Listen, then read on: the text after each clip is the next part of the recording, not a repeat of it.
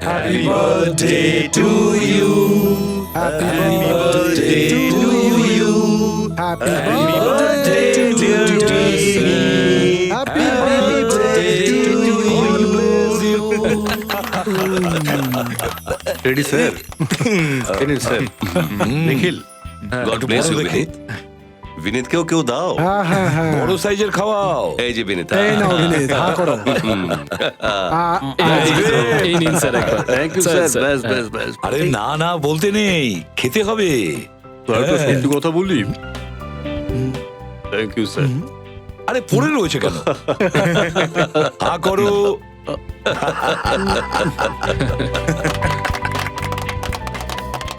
আপনাদের ভালোবাসা দেখে মনে হয় না যে আমি সিআইডিতে রয়েছি।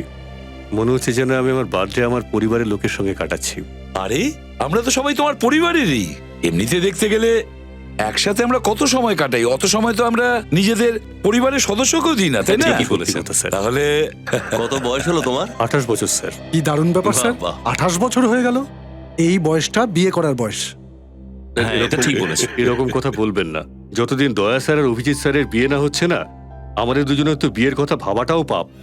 হ্যাঁ এটা তো ঠিকই। বিনীত, যদি দয়া স্যার আর অভিজিৎ স্যারের অপেক্ষায় তুই বসে থাকিস না, তাহলে সারাটা জীবন তোকে আইবুড়োই থাকতে হবে।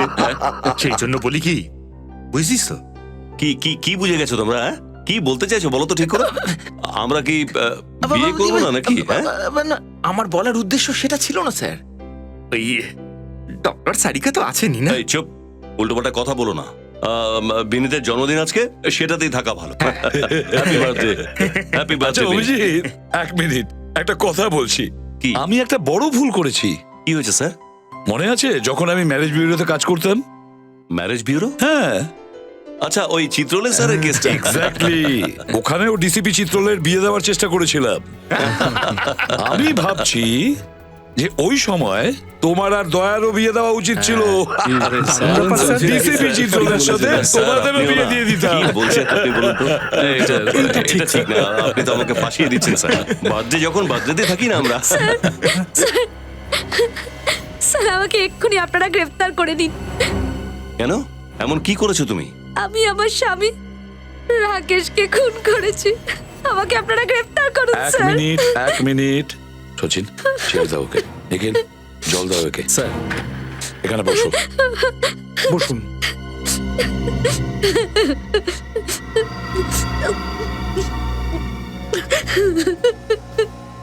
কি নাম তোমার? স্যার রাধিকা। আচ্ছা রাধিকা, এবার শান্ত হয়ে বসো আর বলো কি হয়েছিল এক্স্যাক্টলি। স্যার আমার স্বামী আর আমার মধ্যে প্রায় ঝগড়াঝাটি হতো। ও রোজ রোজ নেশা করে বাড়ি ফিরে আমায় মারতো স্যার। ও মদ খেয়ে এসে তোমাকে মারধর করতো? হ্যাঁ স্যার, ও আমাকে রোজ মারতো স্যার। আমি আর পারছিলাম না, সেই জন্য আমি আজকে ওকে ডিভোর্স দেওয়ার হুমকি দিয়েছিলাম। তারপরে? কিন্তু ও তো সব সীমা ছাড়িয়ে গেল, তাই আমি আজ বাধ্য হয়ে নিজের গানটা বের করি আর গুলি চালিয়ে দিচ্ছি। তারপরে? এরপর ও কিছু করে ওঠার আগে পাশে পড়ে থাকা ফুলদানিটা আমি ওর মাথার ওপর মেরে দিই আর ও মাটিতে পড়ে যায়। সব শেষ। রাধিকা, তুমি আমাদের কাছ থেকে কোনো সহানুভূতির আশা করছো না তো? সেরকম কোনো ব্যাপার নয় স্যার, আমাকে আমার দোষের জন্য শাস্তি দিন। ঠিক আছে, দেখো রাধিকা, আমরা ওই জায়গাটা দেখতে চাই যেখানে তুমি তোমার স্বামীকে খুন করেছো। অভিজিৎ স্যার, ফেডরিক আর বিনীতকে নিয়ে ওর সঙ্গে তুমি যাও।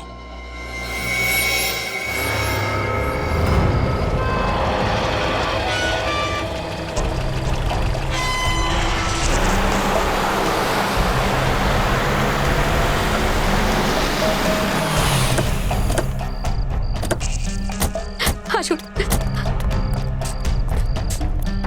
ভেতরে আসুন।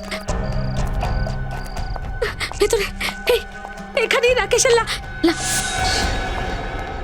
কোথায়? হ্যাঁ? এখানে তো কোনো লাশ দেখতে পাচ্ছি না। কোথায় গেল লাশটা? 2 ঘন্টা আগে তো এখানেই ছিল। কোথায় গেল লাশটা? লাশের কিন্তু পাওয়া হয় না রাধিকা দেবী। লাশ ছাড়ুন, এক ফোঁটা রক্ত এখানে পড়ে নেই। এই রুমটা এই অবস্থায় দেখে আমি নিজেই তো অবাক হয়ে যাচ্ছি। আপনার কাছে যাওয়ার আগে এখানে চারিদিকে জিনিস ছড়িয়ে ছিল, রক্তের দাগ ছিল। এখানে ঠিক ঠিক এই জায়গাতেই রাকেশের লাশটা পড়েছিল। কোথায় চলে গেল? দেখো রাধিকা, তুমি হয়তো খুব ভালো একটা গল্প বলছো আমাদের, অথবা কেউ রাকেশের এই লাশটাকে গুম করে দিয়েছে আর তারপর ঘরটা পরিষ্কারও করে দিয়েছে। এরকম কে করবে? রাকেশের লাশটাকে কে সরিয়ে দেবে? কেউ যে আপনাকে ভালোবাসে, যে আপনাকে আপনার স্বামীর খুনের দায় থেকে মুক্ত করতে চায়। যদি সেরকমই হতো তাহলে আমি নিজে গিয়ে কেন সারেন্ডার করতাম? ওই বন্দুকটা কোথায় যেটা দিয়ে তুমি তোমার স্বামীকে গুলি করেছিলে? ওই গুলি করার পর গানটা আমার হাত থেকে ছিটকে গেছিল। এদিকেই কোথাও আছে হয়তো। না লাশ আছে, না বন্দুক, না রক্তের ছিটে ফোঁটা। আর তুমি নিজে আমাদের কাছে এসেছিলে এটাই বলার জন্য যে তুমি তোমার স্বামীকে খুন করেছো। স্বামীকে হত্যার মতো জঘন্য অপরাধ করেছে, আমার তো ফাঁসি হওয়া উচিত স্যার। কিন্তু খুনটা প্রমাণ হবে কি করে রাধিকা? লাশ কোথায়? ওই ফুলদানিটা কোথায়? ওই যে ওখানে এখানে। এটাও কি তুমি ঠিক জায়গায় রেখে দিয়েছো? না, আমি রাখিনি এটা। এটা নিশ্চয়ই ওই লোকটার কাছে এই রুমটাকে পরিষ্কার করেছে। সে যেই হোক, সে তোমাকে তোমাকে খুনের হাত থেকে বাঁচাতে চাইছে। লাশটা গুম করে দিয়েছে, রক্ত মুছে দিয়েছে, বন্দুকটা সরিয়ে দিয়েছে, ফুলদানিটা ঠিক জায়গায় রেখে দিয়েছে। কে কে করতে পারে এসব? আমি কিচ্ছু জানি না, আমি কিচ্ছু বুঝতে পারছি না। এরকম কে করতে পারে? কে সেই লোক? আমি সত্যি কিছু রাধিকা দেবী, আপনাদের দুজন ছাড়া আর কে কে জানে যে আপনারা এই ফার্ম হাউসেই ছিলেন? আমি ছাড়া আর কেউ নয়। বেশিরভাগ লোক তো এটাই জানেন না যে আমাদের এরকম একটা ফার্ম হাউস আছে। ঠিক আছে, বাড়িটা ভালো করে তল্লাশি করো, হয়তো ওর স্বামীর লাশ কোথাও পাওয়া যাবে। জলের শব্দ ওপর থেকে আসছে। এ আবার সেই লোক নয় তো যেই সব? সেই হবে।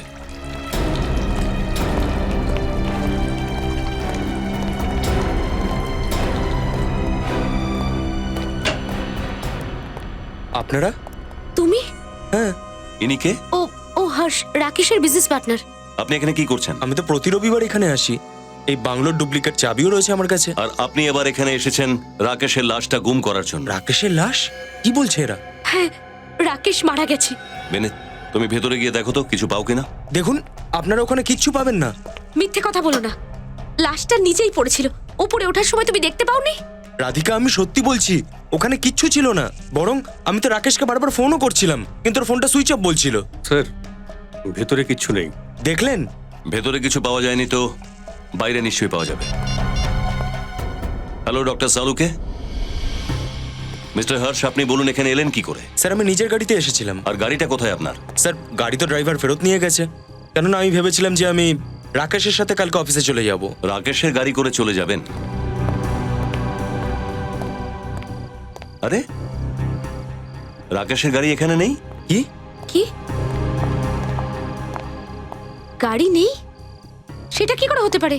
অদ্ভুত ব্যাপার স্যার। যখন আমি এই ফার্ম হাউস থেকে আপনাদের কাছে যাওয়ার জন্য বেরোলাম, তখন তো রাকেশের গাড়িটা এখানেই ছিল। হঠাৎ করে কোথায় গেল? স্যার, আমার তো মনে হচ্ছে যে যেই ব্যক্তি রাকেশের লাশটাকে লুকিয়েছে সেই প্রমাণ লোপাট করার চেষ্টা করেছে আর রাকেশের গাড়িটাও চুরি করেছে। যেই এই কাজটা করে থাকুক, তার খোঁজ আমরা তাড়াতাড়ি পেয়ে যাব। হ্যাঁ অভিজিৎ, আরে ডক্টর সালুকে, আসুন আসুন স্যার, ওয়েলকাম। চলো। অভিজিৎ, তুমি এপ্রিল ফুলের ব্যবস্থাটা যদি 2 সপ্তাহ আগে করো না, তোমাকে যথেষ্ট মূল্য দিতে হবে। ডক্টর সালুকে, আমি ডিউটি আর মজা এক করি না কখনো। ও বলছে ওর স্বামীকেও এখানেই গুলি করেছিল, এই জায়গাতে। এখানে? এখানে তো কিচ্ছু নেই। 1 মিনিট, এখনই জানা যাবে। এখানে তো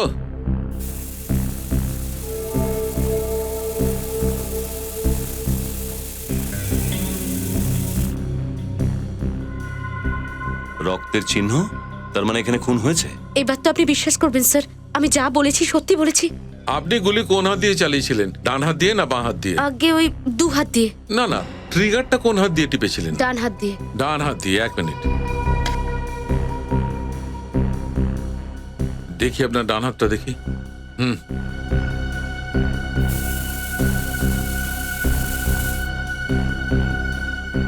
ইনি সত্যি বলছেন অভিজিৎ। এই দেখো, এর ডান হাতের ওপরে গান পাউডারের ট্রেসেস দেখা যাচ্ছে। কটা গুলি করেছিলে তুমি রাকেশকে? আগে ওই একটা। আর গুলি কোথায় লেগেছিল ওর? এখানে। কাঁধের পাশে। ওখানে গুলি লাগলে কখনো কেউ মারা যায় না। স্যার, এরকম ব্যাপার নয় তো যে রাকেশ মরেইনি আর নিজে থাকতে উঠেই গাড়ি চালিয়ে কোনো হসপিটালে চলে গেছে, অথবা অন্য কেউ ওকে নিয়ে চলে গেছে? আমার তো সেটাই মনে হচ্ছে স্যার। যেই এসব করেছে রাধিকাকে ব্ল্যাকমেল করার উদ্দেশ্য নিয়েই করেছে। সে হয়তো ভেবেছিল রাধিকা খুন করে পালিয়ে যাবে, কিন্তু সে এটা বুঝতেও পারেনি যে রাধিকা নিজে আমাদের কাছে চলে যাবে নিজের অপরাধ স্বীকার করার জন্য। রাকেশের গাড়ির নাম্বারটা কি ছিল? আগে LTX 8191P, সাদা রঙের ব্যাক্সটার কার। সাদা রঙের ব্যাক্সটার কার। এখান থেকে শহর পর্যন্ত যে কটা চেকপোস্ট আছে খোঁজ নাও এই গাড়ির ব্যাপারে, আর আশেপাশের হসপিটালগুলো চেক করো।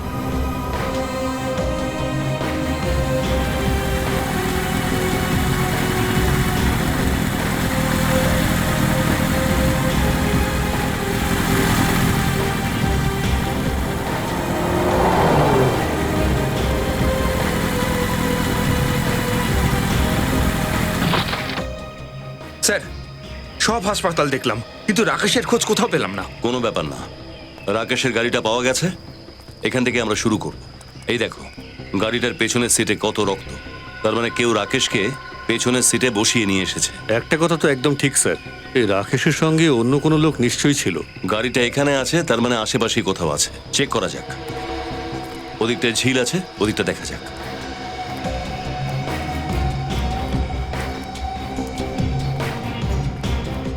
স্যার, এই দেখুন, টেনে নিয়ে যাওয়ার চিহ্ন।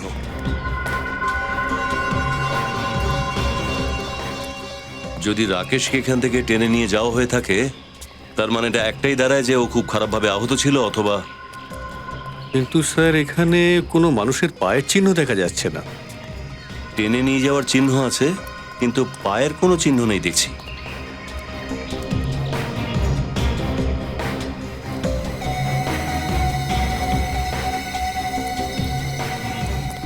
এই পলিথিনটা তোলো তো।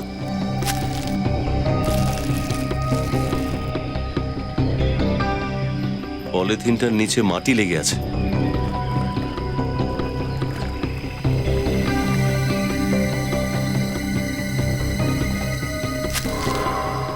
এই দেখুন স্যার, আর একটা প্লাস্টিকের প্যাকেট। আমার মনে হচ্ছে স্যার এই দুটো প্লাস্টিকের প্যাকেটই খুনি তার নিজের পায়ে পড়েছিল, যাতে পায়ের কোনো রকম ছাপ না পড়ে। বাহ ফ্রেডি বাহ, অনেক দিন পর একজন বুদ্ধিমানের মতো কথা বললে তুমি। Thank you sir. এদিকে টেনে নিয়ে যাওয়ার চিহ্ন, আর সামনে ঝিল। স্যার এই রাকেশ এই ঝিলে হতে পারে। ডুবুরিদের ডাকো, চেক করে দেখা যাক। পুরো ঝিলটা দেখো। হ্যাঁ, ওই ওই মাঝখানটা দেখো, মাঝখানটায় কি হয়েছে? হ্যাঁ, আরে স্যার, এই সিআইডি ডিউটি করতে কখন যে রাত শেষ হয়ে যায় আর কখন যে দিন শুরু হয়ে যায় আমি বুঝতেই পারি না। একটা কাজ করো, 2-3 দিনের ছুটি নিয়ে পিকনিক করে এসো। আমি এসিপি স্যারকে বলে দিচ্ছি। আরে না স্যার, উনি তো আমাকে তাহলে সারা জীবনের জন্য ছুটিতেই পাঠিয়ে দেবেন। তাহলে ডিউটি করো, ডিউটি। Yes sir.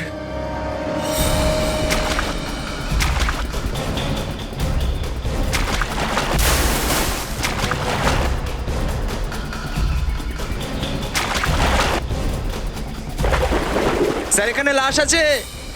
লাশ বের করো, নিয়ে এসো।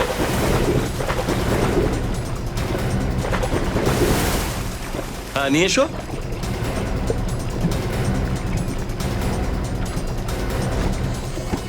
দেখি, সাবধানে সাবধানে।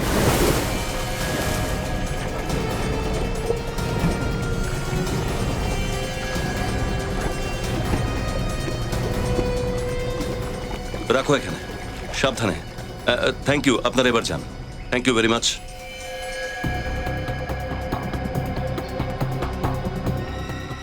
আরে এটাই তো রাকেশ। আর এইখানটায় গুলিটার চিহ্ন আছে দেখছি।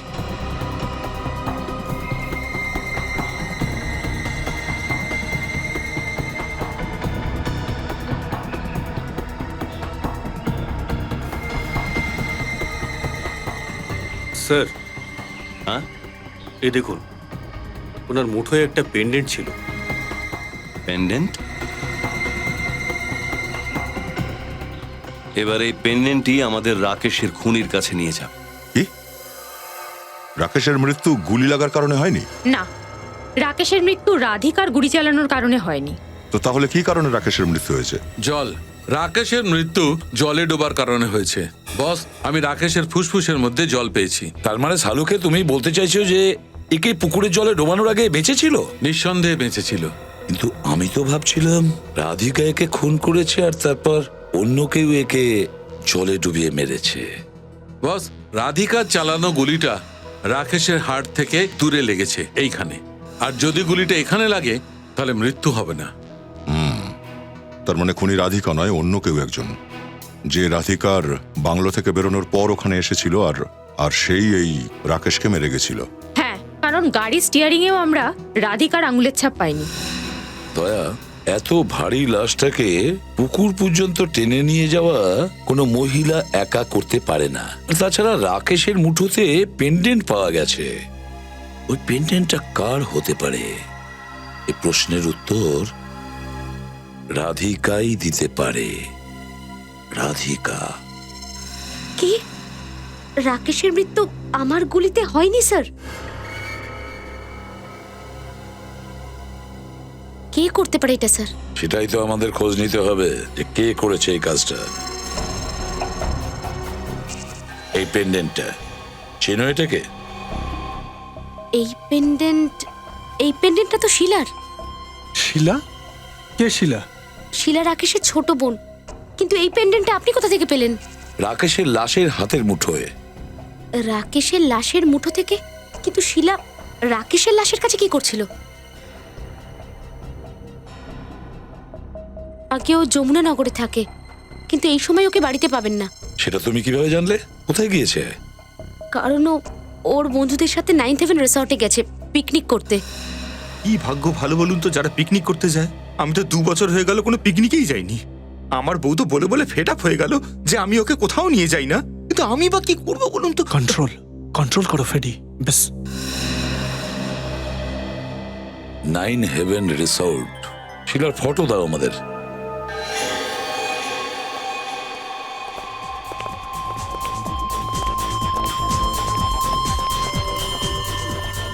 মাই গড,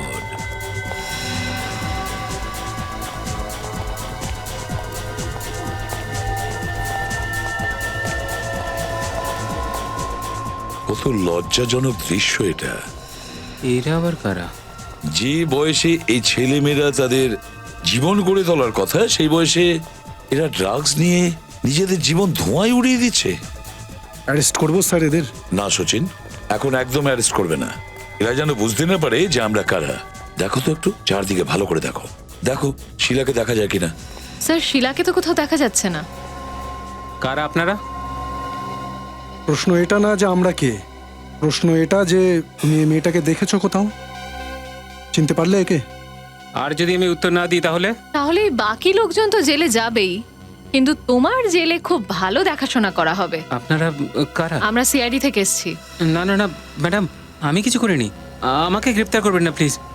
এই মেয়েটা কোথায়? তাড়াতাড়ি বলো। এক্ষুনি এখানে ছিল, এখন জানি না কোথায় চলে গেছে। এই রিসোর্টেই আছে? হ্যাঁ হ্যাঁ, এই রিসর্টেই আছে। ওর রুমটা দেখাও তাড়াতাড়ি। চলুন।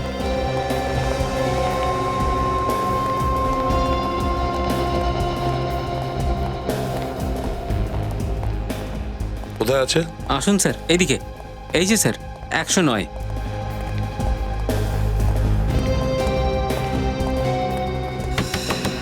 শিলা ম্যাডাম, শিলা ম্যাডাম দরজা খুলুন। শিলা ম্যাডাম দরজা খুলুন। স্যার মনে হচ্ছে ঘুমাচ্ছে। এইরকম নেশা করার পরে লোক ঘন্টার পর ঘন্টা কিচ্ছু করতে পারে না। ডুপ্লিকেট চাবি আছে তোমার কাছে? হ্যাঁ স্যার, রবির কাছে থাকবে হয়তো, ও রুম সার্ভিস করে। ডাকো ওকে তাড়াতাড়ি। হ্যাঁ স্যার, আপনারা এখানে দাঁড়ান, আমি এক্ষুনি আসছি। আর কোনো চালাকি না? হ্যাঁ না স্যার। রবি, শিগগির শোন।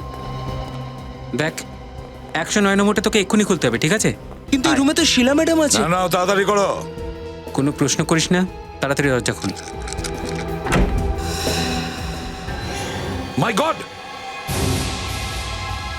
নিচে নামাও ওকে।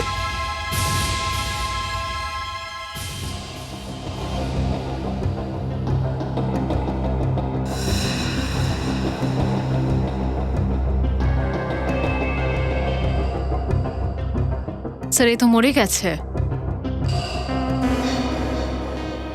শরীরটা সেরকম ঠান্ডা হয়নি, মনে হচ্ছে মৃত্যুটা একটু আগে হয়েছে। স্যার, কিন্তু শিলা ম্যাডাম আত্মহত্যা কেন করবেন? পার্টিতে এত নেশা করার পরেও ওনাকে খুবই খুশি লাগছিল।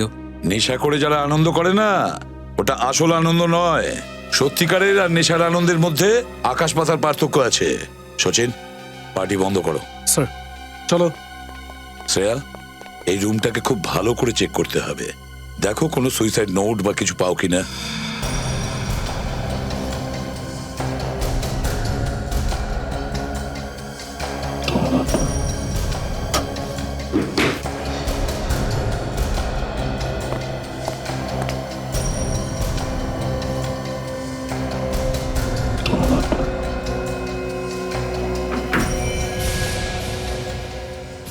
বন্দুক?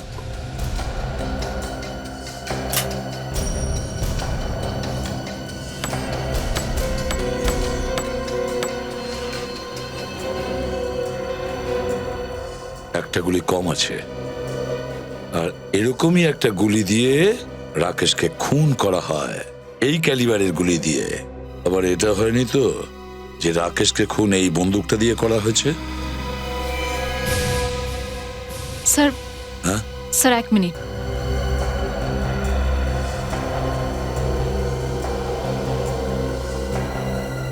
স্যার এই ভাঙা ল্যাপটপটা পাওয়া গেল। ভেঙে যাওয়া ল্যাপটপ? সে একটা কাজ করো, এই ল্যাপটপটাকে খুব ভালো করে রিপেয়ার করাও।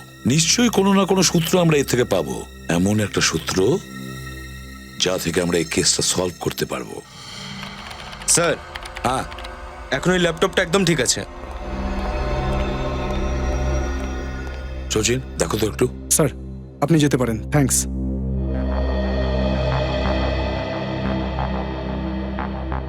স্যার এই ল্যাপটপের মধ্যে একটা ভিডিও আছে যেটা কিনা শিলার মৃত্যুর সময়ের। দেখি একটু।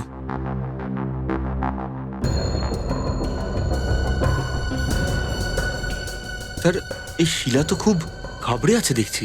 হ্যাঁ, ও ঘাবড়ে গেছে তো মনে হচ্ছে, কিন্তু ড্রাগসের নেশার জন্য। ড্রাগসের নেশা করেছে। ব্যাস, আমি এই কষ্ট নিয়ে আর কিছুতেই বাঁচতে পারবো না। খুন করেছি আমি, মেরে ফেলেছি ওকে। ভীতু ছিল আমার দাদা, ওকে বাঁচানোর বদলে ওকে আমি জলের মধ্যে ডুবিয়ে মেরেছি। এই রক্তাক্ত হাত না আমাকে ঘুমোতে দেয়, না আমাকে জেগে থাকতে দেয়। এরকম জীবনের থেকে তো অনেক ভালো যে আমি মরে যাই। প্রথমে ওর দাদাকে খুন করেছে, আর অনুতপ্ত যখন হয়েছে তখন আত্মহত্যা করেছে। কিন্তু স্যার শিলা ওর দাদাকে কেন মারতে যাবে? শিলা ওর দাদাকে কেন খুন করলো তার উত্তর তো রাধিকাই দিতে পারে।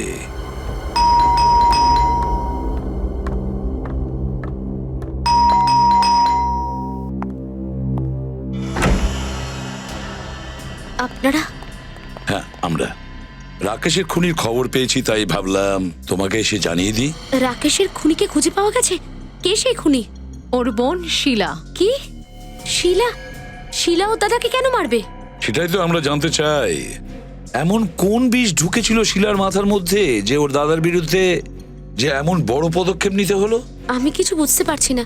আর এমনটা হলে আপনারা তো ওকে জিজ্ঞাসা করতে পারেন যে ওইটা কেন করেছে। যদি শিলাকে জিজ্ঞাসা করতে পারতাম তাহলে আপনার কাছে আসতাম না। মানে? দেখুন, শিলার মৃত্যু হয়েছে, সে আত্মহত্যা করেছে। কি? শিলা সুইসাইড করেছে? এটা আপনারা কি বলছেন? শিলার ল্যাপটপ আমরা পেয়েছি, ওটার মধ্যে ওর তৈরি একটা ভিডিও আছে যেটাতে ও নিজে বলেছে যে আমি আত্মহত্যা করতে চলেছি আর রাকেশকে খুন ওই করেছে। স্যার, স্যার শিলার কিন্তু ড্রাগ অ্যাডিকশন ছিল। নেশার ঘরে হয়তো এটা ওটা বলে ফেলেছে। ও এটা করতে পারে না স্যার। হতে পারে, কিন্তু একটা কথা বলো রাধিকা, যে শিলা আর রাকেশের মধ্যে কোনো কথাবার্তা নিয়ে তর্ক বিতর্ক হয়েছিল? কোনো ঝগড়া হয়েছিল? স্যার ছোটখাটো ঝগড়া তো ভাই বোনের মধ্যে চলতেই থাকে। রাকেশ শিলার এই ড্রাগ অ্যাডিকশনটা একদম ভালো চোখে দেখতো না, অনেকবার বারণ করেছিল, 2-1 তো হাতও উঠিয়েছিল স্যার। স্যার এরকম ছোট একটা ঘটনার জন্য ও এরকম করবে এটা আমি কখনো ভাবিনি স্যার। শিলা প্রায়ই তোমাদের আরেকটা বাংলোতে যাতায়াত করতো? হ্যাঁ স্যার, বেশিরভাগই তো রাকেশের সঙ্গে দেখা করতে আসতো। যখন রাকেশের মৃত্যু হয় তখনও শিলা ওই বাংলোতে এসেছিল, তাই না? না স্যার, ওই দিন তো আসেনি। কিন্তু আমরা সম্পূর্ণ নিশ্চিত যে ওই দিনও ও ওখানে এসেছিল। তার মানে? মানে এটাই রাধিকা, রাকেশের ওপর গুলি চালানোর পরে যখন তুমি আমাদের কাছে এসেছিলে তখন শিলা ওখানে ওই বাংলোতে পৌঁছেছিল, আর ও রাকেশকে খুন করে দিয়েছে বাথরুমে জলে ডুবিয়ে। কিন্তু আমার মনে হয় ওর সাথে অন্য কেউও ছিল। স্যার তাহলে কি বিকি কিছু করেছে? বিকি? বিকি কে? স্যার বিকি আর শিলা একে অন্যকে খুব ভালোবাসতো, কিন্তু বিকি একটা ভালো ছেলে নয় স্যার। ওরও শিলার মতো ড্রাগ অ্যাডিকশন ছিল স্যার। থাকে কোথায় ওই বিকি? আমি আর রাকেশ একবার বিকির সঙ্গে দেখা করতে গেছিলাম, ওকে বোঝাতে যেন ও শিলার থেকে দূরে থাকে। বিকি কোথায় থাকে? P75 বসন্ত মার্গ, বিদ্যাচক। P75 বসন্ত মার্গ, বিদ্যাচক। বিকি? মিউজিকের আওয়াজ আসছে এখান থেকে, মনে হচ্ছে পার্টি চলছে। স্যার এটা মনে হচ্ছে ওই ড্রাগসেরই পার্টি।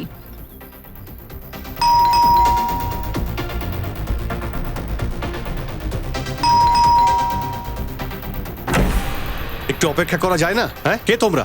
এতবার বেল বাজাচ্ছ কেন? তুমি বিকি তো? চলো ভেতরে, চলো। কে তোমরা? সবাইকে অ্যারেস্ট করো, সবাইকে। চলো চলো, তুমি এদিকে এসো, তুমিও এসো, চলো চলো। চলো চলো, কামান। বলো, শিলার সঙ্গে হাত মিলিয়ে রাকেশকে তুমি খুন করেছো? কেন খুন করেছো রাকেশকে? আমি কাউকে খুন করিনি স্যার, আর কাউকে কেনই বা খুন করতে যাব? 13 তারিখ রাতে তুমি কোথায় ছিলে? মিউজিক জাংশন ডিস্কোতে। আমি ওখানে মিউজিক বাজাই, ওখানকার ডিজে আমি। স্যার আপনার যদি বিশ্বাস না হয় ফোন করে দেখবেন, নাম্বার দেবো। চুপ! শিলা তোমার গার্লফ্রেন্ড ছিল তো? হ্যাঁ স্যার। 13 তারিখ রাতে শিলা রাকেশের বাংলোতে গিয়েছিল? গিয়েছিল না? স্যার ও ওখানে গিয়েছিল, আর ও আমাকে বলেছিল যেখানে আপনারা রেড করেছিলেন। আচ্ছা, তাহলে তুমিই ছিলে ওখানে। তুমি শিলাকে জিজ্ঞেস করনি কেন গিয়েছিল ওই বাংলোতে? জিজ্ঞেস করেছিলাম স্যার। তারপরে কি বলেছিল? স্যার কিছু বলতেই পারেনি। ওই বাংলোর নাম শুনে ও ঘামতে শুরু করেছিল। আমি বুঝেই গিয়েছিলাম যে কিছু একটা গন্ডগোল করেছে ও। স্যার ও কিছুই বলতে পারেনি। এবার ঘাম তো আমি তোমার ঝরাবো। চল। হ্যাঁ সালুকে, কি জানতে পারলে? তোমার আন্দাজ একদম ঠিকঠাক ছিল বস। এই যে বন্দুকটা পেয়েছো না শিলার ঘর থেকে, গুলি এই বন্দুক থেকেই চালানো হয়েছে। গুলি এই গান থেকে চালানো হয়েছিল? হ্যাঁ বস। তাহলে রাকেশকে খুন শিলা করেছে? না স্যার, রাকেশকে পুকুরে শিলাও নিয়ে যায়নি, কারণ গাড়ি স্টিয়ারিং হুইলসে শিলারও আঙুলের ছাপ পাওয়া যায়নি। রাধিকাও করেনি, শিলাও করেনি, তাহলে রাকেশকে কে খুন করলো? তাহলে শিলা ওর নিজের ল্যাপটপে ভিডিওটা কেন বানালো যেখানে ও বলছে রাকেশকে খুন ওই করেছে, আর ও আত্মহত্যা করতে চলেছে কেন? বস, তোমাকে আর একটা কথা বলছি। হ্যাঁ, শিলা আত্মহত্যা করেনি। কি? শিলা নিজে আত্মহত্যা করেনি? না, শিলাকে খুন করা হয়েছে। খুন হয়েছে? হ্যাঁ স্যার, শিলার রক্ত থেকে আমরা ভারী মাত্রায় ড্রাগস পেয়েছি, যার থেকে জানা যায় যখন ওকে ঝোলানো হয় ওর জ্ঞান ছিল না। তাই তো বস, শিলার গলার মধ্যে ছটফট করার বা টানা হেঁচড়ার কোনো চিহ্ন নেই, যেটা বেশিরভাগ গলায় দড়ি দেবার সময় হয়ে থাকে। হতে পারে স্যার এই শিলা রাকেশ দুজনের খুনি একজনই। হতে পারে, কিন্তু সে যেই হোক না কেন, এই খুনি যে আমাদের বিভ্রান্ত করার চেষ্টা করছে, কখনো রাকেশের মৃত্যুকে সামনে নিয়ে আসছে, আর কখনো শিলার মৃত্যুকে আত্মহত্যা প্রমাণ করতে চাইছে। কিন্তু সে কে? হর্ষ রাকেশের বিজনেস পার্টনার, নাকি কে? কে হতে পারে? সচিন, ওই শিলার ভিডিওটা আবার দেখতে হবে ভালো করে। মনে হয় কোনো জিনিস আমাদের নজর এড়িয়ে গেছে, কোনো বিশেষ ব্যাপার। প্লে করো। স্যার, আমি এই কষ্ট নিয়ে আর কিছুতেই বাঁচতে পারবো না। খুন করেছি আমি। পজ করো। স্যার। দেখো সবাই মন দিয়ে দেখো, পেন্ডেন্টটা দেখো। কিছু দেখতে পাচ্ছ সচিন? হ্যাঁ স্যার, শিলার পেন্ডেন্টের আয়নাতে কারোর মুখ দেখতে পাচ্ছি। এক্স্যাক্টলি। নিখিল, পেন্ডেন্টটা জুম করো, দেখি তো একবার কি জানতে পারি ওই লোকটার ব্যাপারে। মানে স্যার এটা কোনো অন্য চক্কর? ব্যাস, এরকম হয়নি তো যে এই লোকটা শিলাকে চাপ দিয়েছে ওই কথাগুলো বলার জন্য? স্যার এই লোকটা হ্যাট আর গগলও পরে আছে। হ্যাট আর গগলসও পড়েছে। তার মানে হলো সচিন, এই লোকটা নিশ্চয়ই তার নিজের পরিচয়কে লুকোনোর চেষ্টা করেছিল। তার মানে স্যার এর দাড়ি আর গোফটা নকল? হ্যাঁ ফেডরিক, নিশ্চয়ই দাড়ি আর গোপ দুটোই নকল। একটা কাজ করে গিয়ে ওই 9 হেভেন রিসর্টে গিয়ে আবার দেখতে হবে। 9 হেভেন রিসর্ট।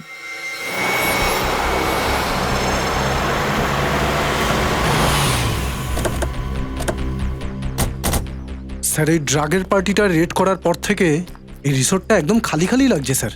কিন্তু সচিন, এখানে কেউ না কেউ তো নিশ্চয়ই আছে, কিছু না কিছু তো নিশ্চয়ই পাওয়া যাবে।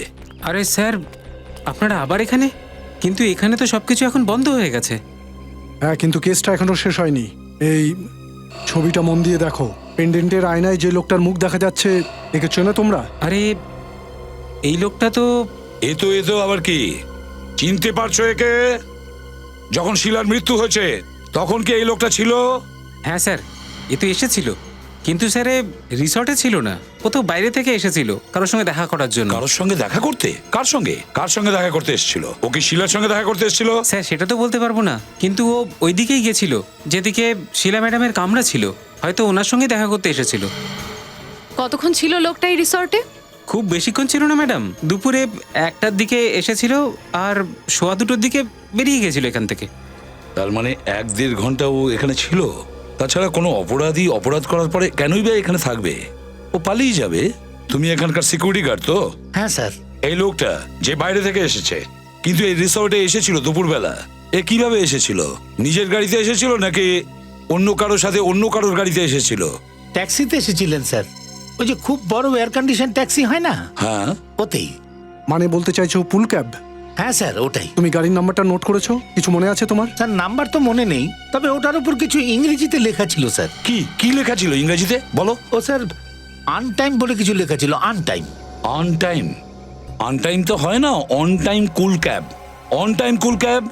হ্যাঁ স্যার, ওটাই, আপনি একদম ঠিক বলেছেন। On time cool cabs, on time cool cabs. Sachin, একটা কাজ করো, এই অন টাইম কুল ক্যাবসে খোঁজ নাও যে 2 দিন আগে দুপুর 1টার সময় কে এসেছিল ওদের ট্যাক্সি নিয়ে কুল ক্যাব থেকে। স্যার। হ্যাঁ।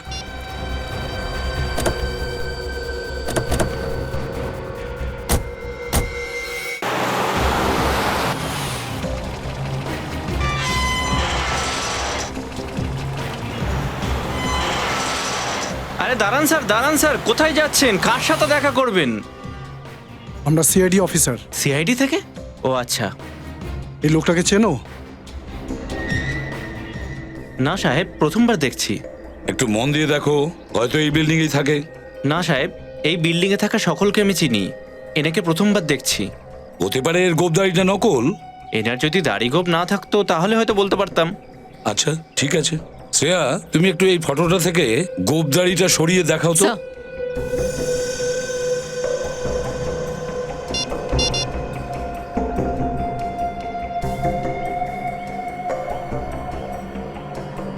এবার দেখুন। না না সাহেব, ঠিক বুঝতে পারছি না। না শ্রেয়া, ওর হ্যাট আর গগলসটা সরিয়ে দেখাও তো।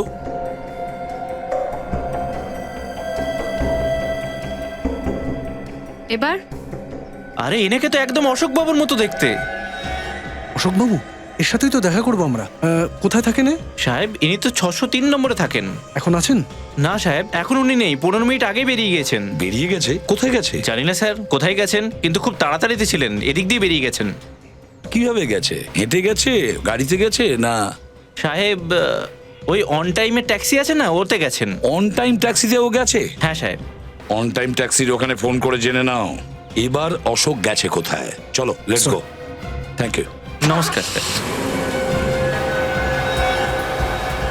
আরে ভাই, তাড়াতাড়ি চালা। হ্যাঁ সাহেব।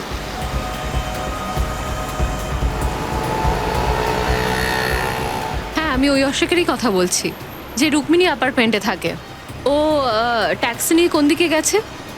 জ্যোতি রোডের দিকে। ওই ট্যাক্সির নাম্বারটা আমাকে দিতে পারেন একটু? হ্যাঁ বলুন। 1019034556। ওকে, থ্যাংক ইউ। সচিন, জ্যোতিনগর রোডের দিকে চলো। আর শ্রেয়া, ট্যাক্সিওয়ালাকে ফোন করো, আমার সাথে কথা বলাও।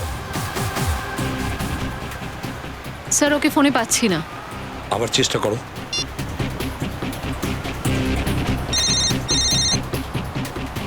স্যার, পেয়ে গেছি। হ্যালো, আমার কথা মন দিয়ে শোনো। আমি যা যা প্রশ্ন করব তার উত্তর শুধু হ্যাঁ বা না দিয়ে বলবে, বুঝেছো? আর কিছু নয়। কিন্তু আমি এসিপি প্রদ্যুমান, সিআইডি থেকে বলছি। এবার এটা বলো, তোমার ট্যাক্সিতে কোনো প্যাসেঞ্জার বসে আছে তো? হ্যাঁ। ওকে তুমি জ্যোতিনগর রোডের দিকে নিয়ে যাচ্ছ? হ্যাঁ। আর একটা কথা মন দিয়ে শোনো, যেই তোমার ট্যাক্সি বিদ্যুৎনগর টেলিফোন এক্সচেঞ্জের সামনে পৌঁছবে, ওখানে তোমার গাড়ি খারাপ হয়ে যাওয়ার অজুহাত দেখিয়ে গাড়ি দাঁড় করাবে রোডের সাইডে, ঠিক আছে? হ্যাঁ ব্যাস, আমরা ওখানে পৌঁছে যাব 10 মিনিটের ভেতরে। হ্যাঁ। গুড। আরে তুই কত কথা বলবি, তাড়াতাড়ি চল না, বলছি আমার দেরি হয়ে যাচ্ছে। যাচ্ছি স্যার, যাচ্ছি।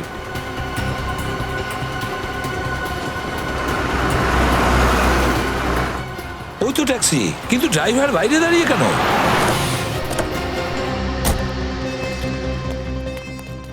প্যাসেঞ্জার অশোক কোথায় গেল? স্যার ও তো চলে গেছে। চলে গেছে মানে? তুমি আটকাওনি? স্যার আমি বলেছিলাম যে 5 মিনিট লাগবে গাড়িটা ঠিক হতে। হঠাৎই ওনার মোবাইলে কার একজনের ফোন এলো আর উনি আরেকটা ট্যাক্সি ধরে চলে গেলেন। অন্য ট্যাক্সি ধরে চলে গেছে? ফোন এসেছিল ওর? হ্যাঁ স্যার। তুমি কি জানতে পেরেছো যে ও কোথায় যাচ্ছে? স্যার উনি ট্যাক্সি ড্রাইভারকে বলছিলেন ক্রান্তিনগর এলাকায় যেতে। ক্রান্তিনগর? তুমি ট্যাক্সির নাম্বারটা নোট করেছো? হ্যাঁ স্যার, করেছি তো, এই নিন। গুড স্যার, অভিজিৎকে এক্ষুনি ইনফর্ম করো, এই অশোক আমাদের হাত থেকে যেন পালাতে না পারে।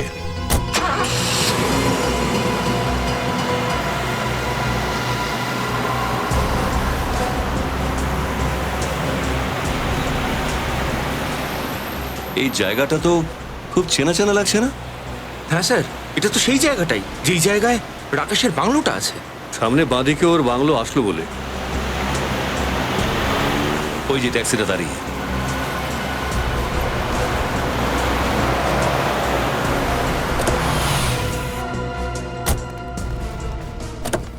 শোনো, এই যে এখন যাত্রী নিয়ে এসেছিল সে কোথায়? উনি তো এইমাত্র ভেতরে গেলেন। ভেতরে গেছে? হ্যাঁ। ওকে, ভেতরে আছে। রাকেশের বাড়িতে অশোক? এসব কি করছো তুমি? তুমি আমাকে খুন করতে চাইছো? এখানে তো লড়াই ঝগড়া হচ্ছে। তুমি আমাকে মারতে চাইছো? এটা সরাব। বন্দুক নিচে। আপনারা এখানে? খুব শখ ছিল তোমাদের সিআইডির সাথে খেলা খেলার, তাই না? বাকি খেলাটা এবার খেলবে জেলে।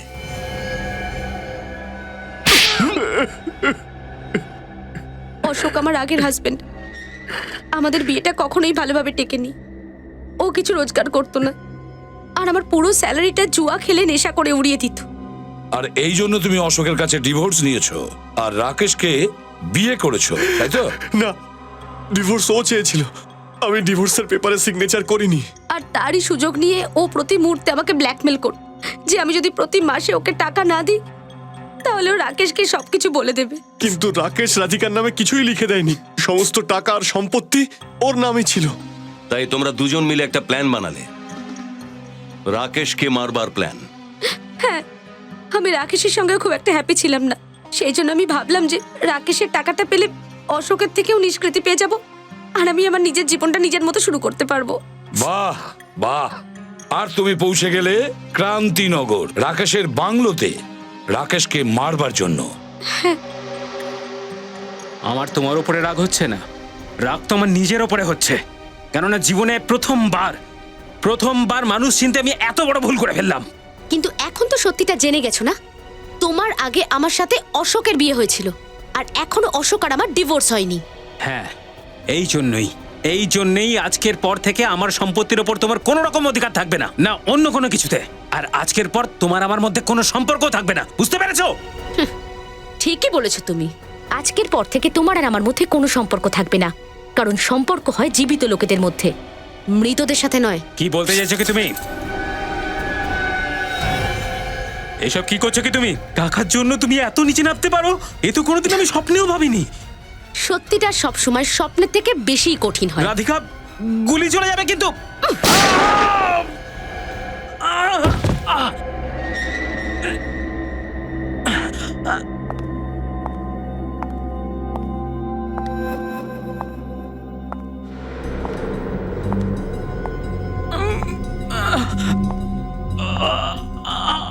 দাদা,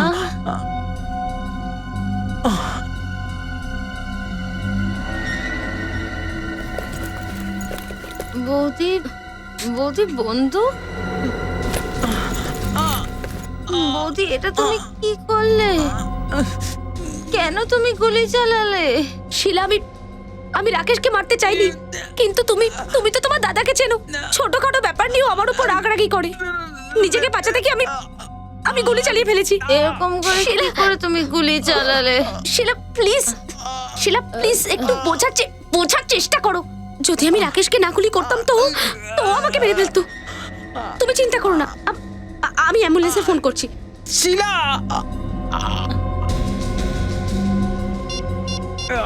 দাদা কিচ্ছু হবে না তোমার, কিচ্ছু হবে না হ্যালো? তোমার। অ্যাম্বুলেন্স, হ্যাঁ ক্রান্তিনগরে চলে আসুন, বাংলো নাম্বার 35। কিচ্ছু হবে না দাদা। শিলা ওঠো, তোমার দাদার কিচ্ছু হবে না, ওকে? কিন্তু এখন তুমি এখান থেকে চলে যাও, কারণ যদি তুমি এখান থেকে না যাও আর অ্যাম্বুলেন্সের লোকেরা যদি তোমাকে এই অবস্থায় দেখে, এরকম নেশাকর অবস্থায় দেখে, তাহলে ওরা তোমাকে জেলে ভরে দেবে। তুমি যাও এখান থেকে প্লিজ, আমি কিছুতেই জেলে যাব না, ওখানে আমি ড্রাগস পাবো না। সেই জন্যই তো আমি তোমাকে বলছি যে তুমি যাও, এখান থেকে যাও, তুমি এখন পালাও এখান থেকে, যাও এখান থেকে। দাদা কি হবে? ওর কিচ্ছু হবে না, আমি সব সামনে নেবো, তুমি যাও, পালাও।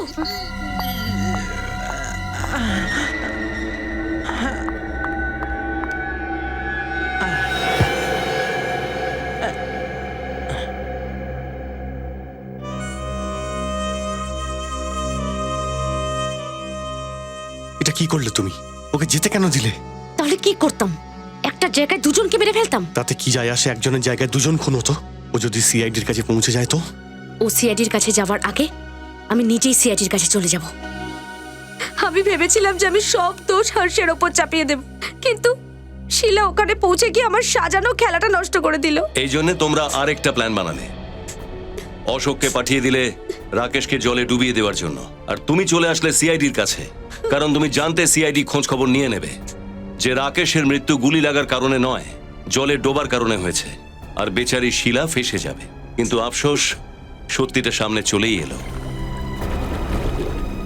রাকেশকে খুন করার পরে আমি ওর হাতে শিলার পেন্ডেন্টটা রেখে দিই, যাতে আপনাদের এটা বিশ্বাস হয় যে রাকেশকে খুন ওর নিজের বোনই করেছে।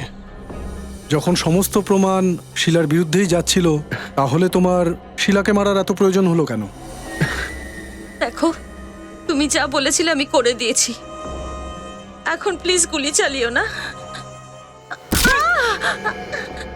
সাবাস, এবার তুমি গভীর ঘুমে ঘুমিয়ে পড়েছ। তুমি কি করে যে মৃত্যুর কোলে ঢলে পড়বে তুমি নিজেও জানো না। আমি তো এটাই চেয়েছিলাম যে শিলা মরে যাওয়ার পরে সমস্ত টাকা যেন রাধিকা পায়, আর রাধিকার থেকে আমি পাবো। আর বেশি টাকার স্বপ্ন দেখা কি কোনো অন্যায় বলুন? বেশি টাকা পয়সা চাওয়াটা অন্যায় নয়, কিন্তু টাকা কামানোর রাস্তাটা যেন ভুল না হয়, বুঝতে পেরেছো? আর যখন তোমার প্ল্যানটা কমপ্লিট হয়ে গেল, তারপর তুমি ভাবলে যে অশোককেও তুমি মেরে ফেলবে। হ্যাঁ, হ্যাঁ, আমি জানতাম যে টাকার লোভে ও ঠিক আমাকে একদিন মেরে ফেলবে, তাই ও আমাকে মেরে ফেলার আগেই আমি ওকে মারতে চেয়েছিলাম। কিন্তু অশোককে মারার আগেই আমরা তোমাকে ধরে ফেললাম। লোভ, অর্থের লোভ আছে না, এই অর্থের লোভে মানুষ শয়তান তৈরি হয়। এবার জেলে পচে মরো দুজনেই, ফাঁসি না হওয়া পর্যন্ত।